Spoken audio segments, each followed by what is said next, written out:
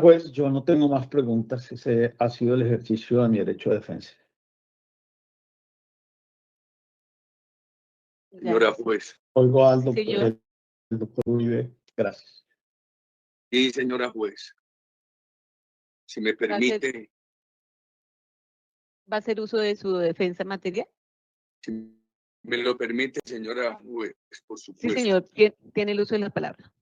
Déjeme hacerle, en mi calidad de acusado, señora juez, esta aclaración. Cuando yo le pregunto algunas cosas a usted es por respeto, porque usted es la que dirige este juicio. Y no es que yo quiera saltar, cambiar los roles de mis abogados defensores y de la señora juez. Yo me gradué de abogado, la vida lo desgradúa, me quita el grado porque uno está en tantas actividades, pero además el derecho penal que estudié fue para graduarme en la Universidad de Antioquia. Por eso yo muy respetuosamente muchas veces le he preguntado, ¿puedo avanzar en este camino o en este otro? Pero voy a intentar hacer estas preguntas que he preparado, teniendo en cuenta el interrogatorio, señora juez, lo que aquí se ha hablado. Señor el ministro, doctor Iván Velázquez, ¿en qué fecha fue su reunión en Estados Unidos con Juan Carlos Sierra, quien se conoce como el Tuzo? En mayo, junio de 2010. Quiere decir eso, que no había terminado el gobierno que yo dirigía. Así es. Es muy importante para mí esa pregunta por esta, porque el gobierno nuestro, con el doctor Fabio Valencia como ministro del Interior y de Justicia, hizo unos ajustes al acuerdo con los Estados Unidos para cooperación judicial, unos ajustes que le dieron más agilidad, pero con esos ajustes no empezó el acuerdo de cooperación judicial que venía desde antes. Yo, hasta donde yo entiendo, toda extradición iba condicionada a cumplir varias cosas, para no repetirlas. Una de ellas, con el acuerdo de cooperación judicial. Yo le entendí a usted que solamente se pudo llevar adelante ese trabajo con los extraditados desde 2010. Antes no habían podido. La Corte Suprema no había podido. ¿Tiene usted alguna información de por qué no habían podido? Uno de los casos que recuerdo fue, por ejemplo, el de Don Berna, que estaba en Miami. Y lo que decían las autoridades norteamericanas era que mientras no avanzara en su caso propio en Estados Unidos, no se autorizaba que la Corte lo interrogara. Y una pregunta, doctor Iván, siguiendo con este tema. El gobierno que yo presidí autorizó, después de cumplir con todos los requisitos, uno de ellos, el visto bueno de la Corte Suprema, casi 1.200 extradiciones, la mayoría de Estados Unidos. Cuando Don Berna, quien usted menciona, y estos otros señores fueron extraditados en el año 2008, ya llevaban muchísimas extradiciones. ¿Usted alguna vez conoció que las autoridades colombianas tuvieran dificultad para aplicar en Estados Unidos frente a esos colombianos extraditados las normas del acuerdo de cooperación judicial? No, mi única experiencia fue con la actuación en la Corte Suprema de Justicia. Me parece bien importante eso, porque ya viene esta otra pregunta. Tan pronto se ordenó el envío de los 13 o 14 dirigentes paramilitares. Yo como presidente le comuniqué al país que los Estados Unidos daba todas las garantías para el acceso del Estado colombiano, el ejecutivo, el legislativo, el judicial, la ciudadanía, a las cárceles de Estados Unidos. Y el embajador de la época en Colombia así lo manifestó. ¿Usted conoció eso? Señor el ministro, aquí se ha hablado de Juan Carlos Sierra como narcotraficante. Como bien lo dice la Ley de Justicia y Paz, esa ley era aplicable a guerrilleros o paramilitares. Y como era muy difícil poner la línea entre la acción guerrillera y o paramilitar y la acción narcotraficante, se dijo que quienes se dedicaban al narcotráfico exclusivamente no podían ser beneficiarios de esa ley. Usted tuvo conocimiento que el señor Juan Carlos Sierra era financiador de los grupos paramilitares.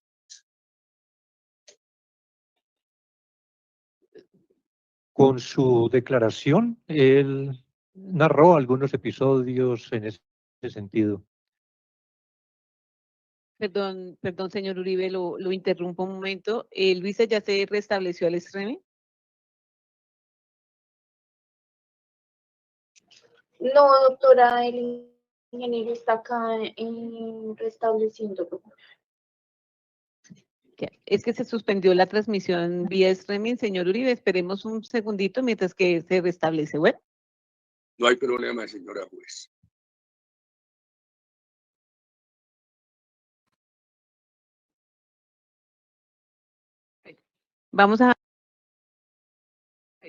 Vamos a aprovechar entonces el momento para hacer un receso de 5 minutos.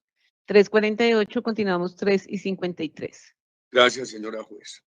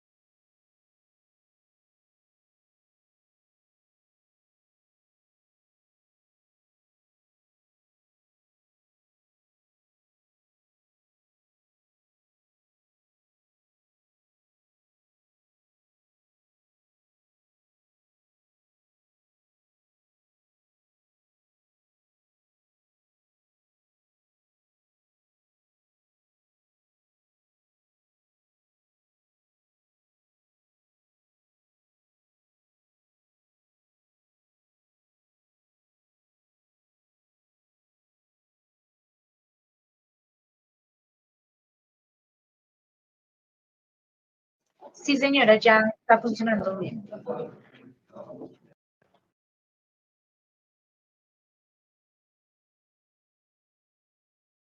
Perfecto, las 3:53 ya me han anunciado que la transmisión realmente no se había suspendido, que parecía como un cruce ahí de cables con el ingeniero. Y podemos continuar, señor Uribe, tiene usted el uso de la palabra. Señora juez, simplemente para saber en qué momento se interrumpió, porque yo le había hecho al señor el ministro poco antes de la interrupción o de que nos anunciara la interrupción, unas consideraciones y unas preguntas sobre el acuerdo de cooperación judicial con los Estados Unidos que se agilizó antes de que yo terminara el gobierno, sobre la diferencia difícil que traía la ley de justicia y paz, de un lado guerrilla y paramilitares y de otro lado puros narcotraficantes. Estaba preguntando si él conocía que Juan Carlos Sierra era financiador de paramilitares, si mala memoria no me traiciona. Una de las últimas preguntas él me dijo que algo de eso le había escuchado en Estados Unidos. No Perdón, sé, señor Uribe, preciso ahí en esa pregunta quedamos y el señor testigo alcanzó a responder. muy bien. Señor el ministro, doctor Iván Velázquez, ¿usted recuerda a Valls, que fungía como comandante paramilitar, que es muy importante en el caso que usted ha mencionado de Juan Carlos Sierra? Disculpe, ¿a quién? A Valls. Báez. Ernesto Báez. Ernesto Valls. Sí, señor. ¿Recuerda que Ernesto Valls le exigió al doctor Luis Carlos Restrepo, comisionado de paz de la época? Qué tristeza siento cuando lo menciono. Asilado, con el bien que él hizo a Colombia. ¿Usted recuerda que Ernesto Valls fue muy exigente de que había que recibir a Juan Carlos Sierra en el proceso de paz? Por supuesto, con vocación de entrar a la ley de justicia y paz, porque era una pieza muy importante de los paramilitares. Objeción, su señoría, no fue tema del directo ni pertinencia con los hechos objeto de juzgamiento. Hay lugar a la objeción para que la reformule, señor Uribe. Sí, es por esto. Porque el doctor Iván Velázquez manifestó que en esa declaración que le hizo Juan Carlos Sierra, le había hecho unos comentarios sobre cómo había entrado él a la ley de justicia y paz. Eso se lo oí, le pregunto si lo escuché mal o si eso nos dijo respondiendo las preguntas anteriores que le formularon la señora fiscal o el doctor Lombana.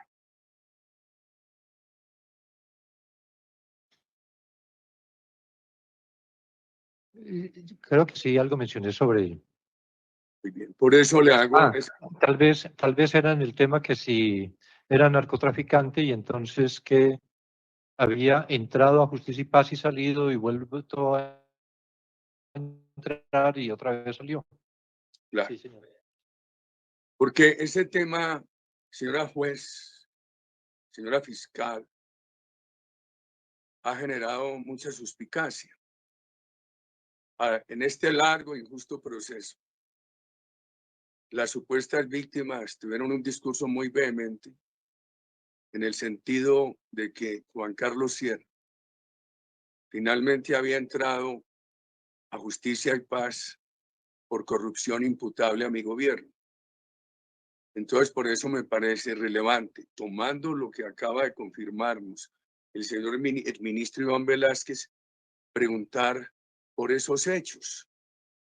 ¿Cómo no va a ser relevante lo que exigió Báez, que manifestaba que era una persona muy importante en los paramilitares y que y que además era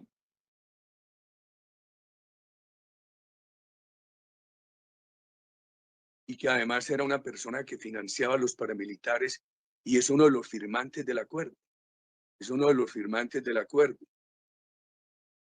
Entonces, cuando en este proceso se han hecho esas acusaciones de corrupción en ese proceso de ingreso de Juan Carlos Sierra a Justicia y Paz, le exigió eso al gobierno nuestro, al doctor Luis Carlos Restrepo, a quien le doy toda la credibilidad. Conocimiento y Entonces, en la misma dirección y por las mismas razones, señor el ministro, usted ha conocido que Salvatore Mancuso ha afirmado que Juan Carlos Sierra era financiador de los organismos paramilitares.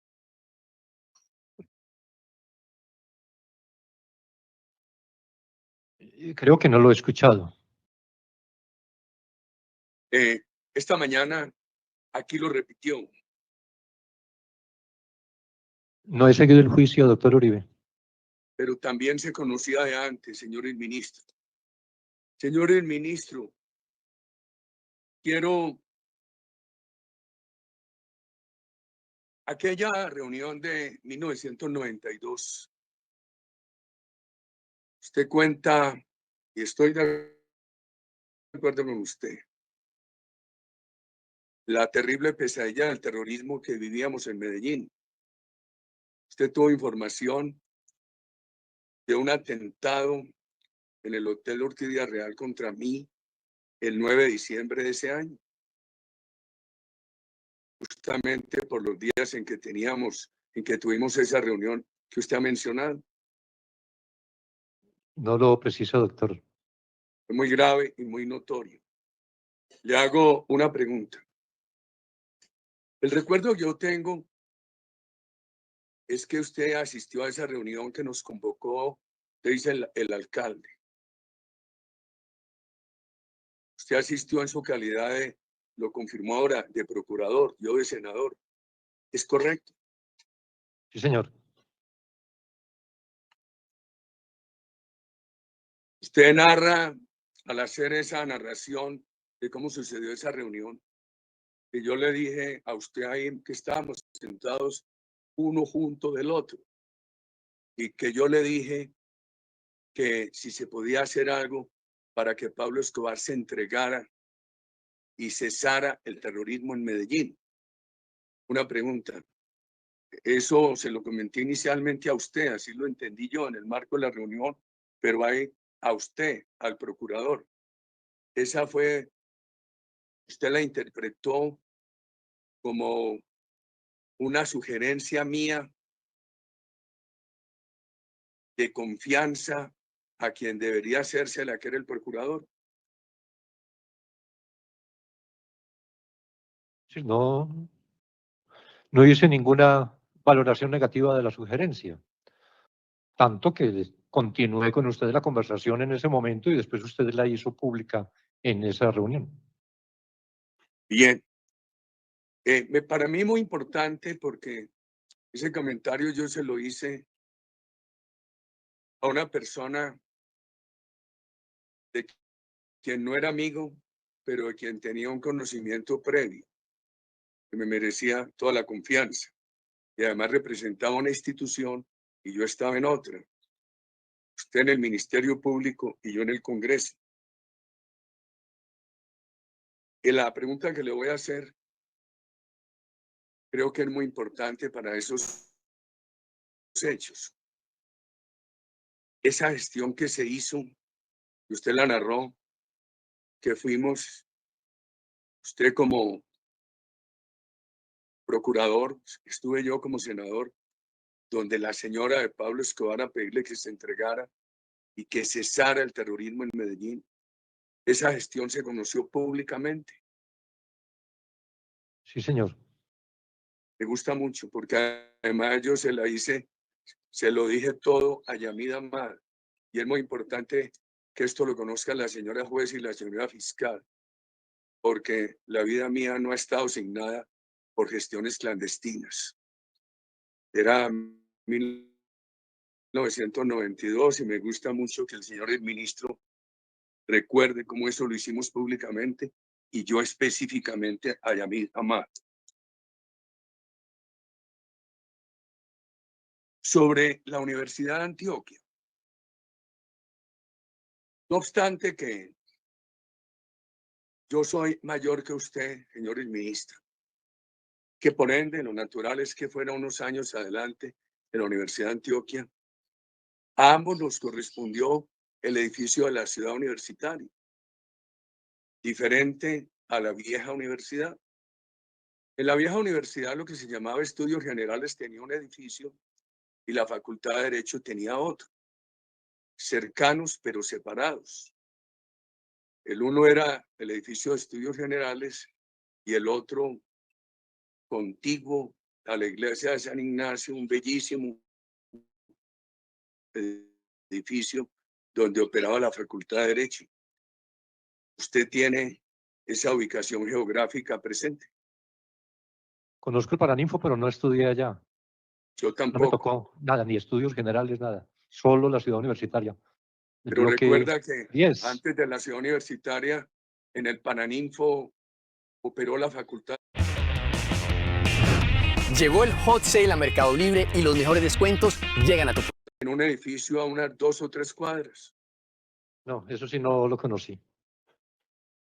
Eso, pero recuerda que en la ciudad universitaria, tanto las clases que se dictaban en estudios generales o ciencias humanidades, como las de derecho, estaban en unos bloques prácticamente continuos, en el mismo edificio, solamente separados por una cafetería de una esquina, y que los estudiantes nos movíamos por esa cafetería, la compartíamos, nos movíamos por esos pasillos.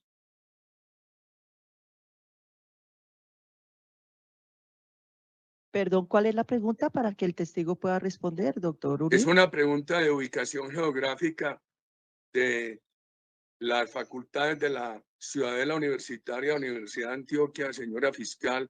Sí, es que el tenía testigo una- está esperando que termine formulándole la pregunta, Yo doctor creí Uribe. que se la había formulado y que ya me iba a No, responder por la cara que le no, vi. no, estaba era Entonces, esperando. entonces, se la repito.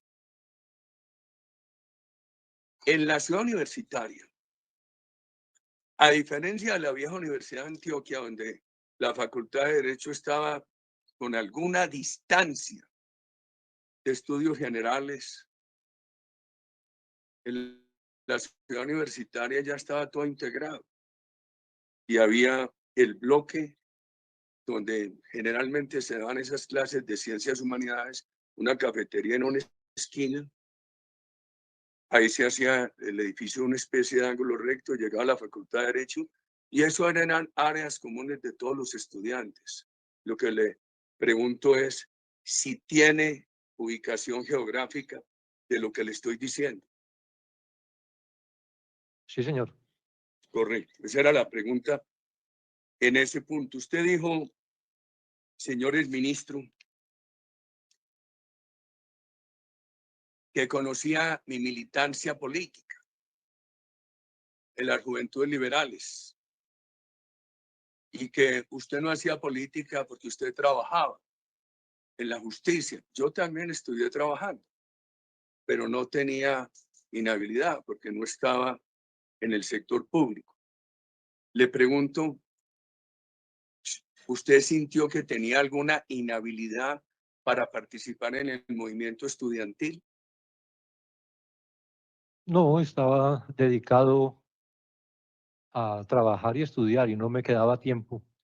Inclusive, si vamos pues a las anécdotas, en el tiempo de la universidad, yo creo que muy pocos compañeros míos de ese tiempo me podrán recordar porque yo no permanecía en la universidad.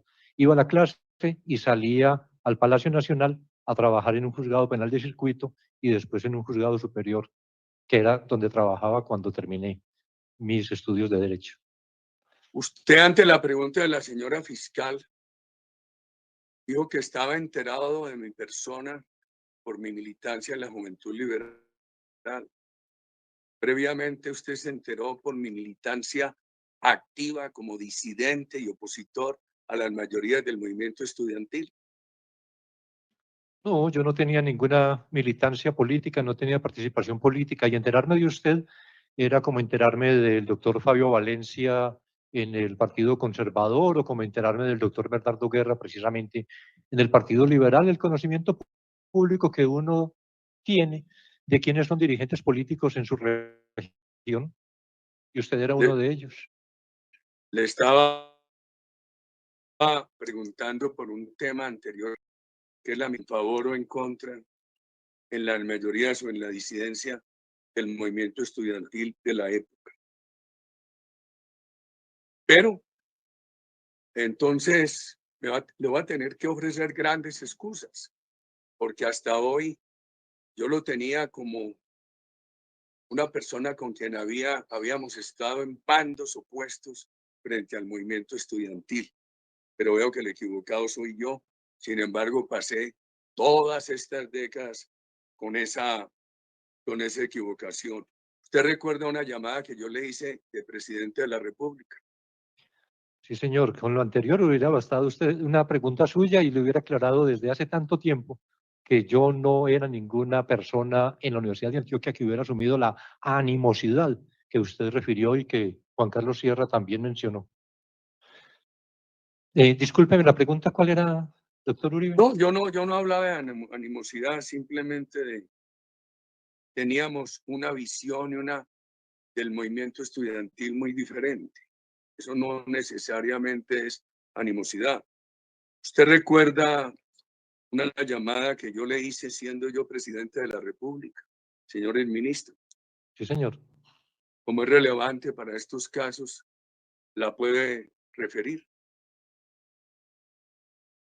Objeción, su señoría, en directo no se hizo alusión a llamadas telefónicas y menos que estén relacionadas con los hechos objeto de juzgamiento que se refieren a unos cargos concretos de fraude procesal y soborno en actuación penal. Entonces creo que no tiene pertinencia. Su señoría, perdón, doctor Uribe, es para que no dé una explicación del contenido de la llamada, sino pues si desea reformularla para la fiscalía poder tener opción de objetarla o de permitir que se le formule al testigo. Hay lugar a la objeción, señor Uribe, como nosotros no conocemos absolutamente cuál es el contenido de esa llamada, entonces para que por favor la reformule. Si usted quiere, puede consultar con su abogado la forma de hacerlo. Pues entiendo y no le estoy faltando al respeto. Yo sé que usted es abogado, pero pues no se dedica al tema del penal. Pero si usted quiere, le concedo un breve receso para que consulte con su abogado y pueda reformularla de una manera que pueda tener éxito en la misma. No, señora juez, no le voy a tomar ese tiempo. No voy a insistir en la pregunta, simplemente me parecía relevante porque fue una llamada constructiva, honesta, sobre los temas que estaban ocurriendo, que le hice al doctor Iván, y recordamos en esa época Perdón, doctora, experiencias que pues. teníamos que él me conoció como un hombre honrado. Eso es todo, señora juez y señora fiscal. Muchas gracias, doctor Iván.